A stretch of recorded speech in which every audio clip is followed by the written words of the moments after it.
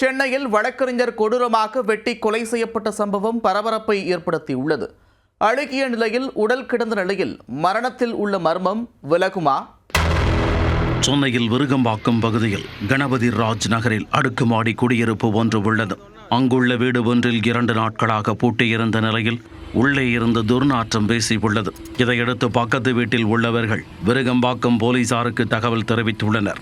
உடனே விரைந்து சென்ற போலீசார் முன்பக்க கதவு பூட்டப்பட்டிருந்த நிலையில் திறந்திருந்த பின்பக்க வழியாக உள்ளே சென்றனர்.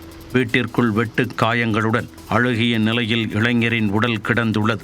பின்னர் உடலை கைப்பற்றிய போலீசார் உடற்கூராய்விற்காக கீழ்ப்பாக்கம் அரசு மருத்துவமனைக்கு அனுப்பி வைத்தனர்.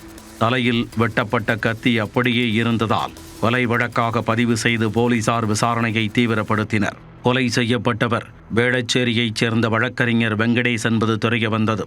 வீட்டு உரிமையாளரிடம் போலீசார் விசாரித்ததில் சேதுபதி என்பவருடன் கடந்த 4 மாதங்களாக வாடகைக்கு குடியிருந்து வந்ததாக கூறியுள்ளார். 2 நாட்களாக வீடு பூட்டியிருந்ததால் உடன் வசித்த இளைஞர்களை கொலை செய்தனரா அல்லது மதுபோதையில் ஏற்பட்ட தகராறில் கொலை செய்யப்பட்டாரா என்ற கேள்வியும் எழுந்துள்ளது. அத்துடன் வெங்கடேஷ் வழக்கறிஞராக இருந்ததால் தொழில் முறையில் ஏதேனும் ஏற்பட்ட பிரச்சனையில் கொலை செய்யப்பட்டாரா என பல்வேறு கோணங்களில் போலீசார் விசாரணை நடத்தி வருகின்றனர். தலைமறைவாக உள்ள கார்த்தி என்பவரை தொடர்ந்து தீவிரமாக தேடி வருகின்றனர். கொலை செய்யப்பட்ட வெங்கடேஷ் கருணாசின் முக்குலத்தூர் புலிப்படை கட்சியின் வழக்கறிஞர் பிரிவு மாநில துணை செயலாளராக இருந்துள்ளார். இவரின் கார் ஓட்டுநராக பணியாற்றிய கார்த்திக் தான் தற்போது தலைமறைவாகியுள்ளார்.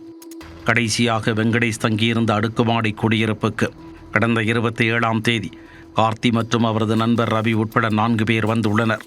பின்னர் அவர்கள் வெளியே சென்ற காட்சி அங்கிருந்த சிசிடிவி கேமராவில் பதிவாகியுள்ளது. அதன் அடிப்படையில் தான் இருவரை போலீசார் கைது செய்துள்ளனர். இந்த வழக்கில் தலைமறைவாக உள்ள கார்த்திக் கைது செய்யப்பட்டால் வழக்கறிஞர் வெங்கடேஷ் கொலை செய்யப்பட்டதன் மர்மம் வெளியாகும் என தெரிவிக்கப்பட்டுள்ளது.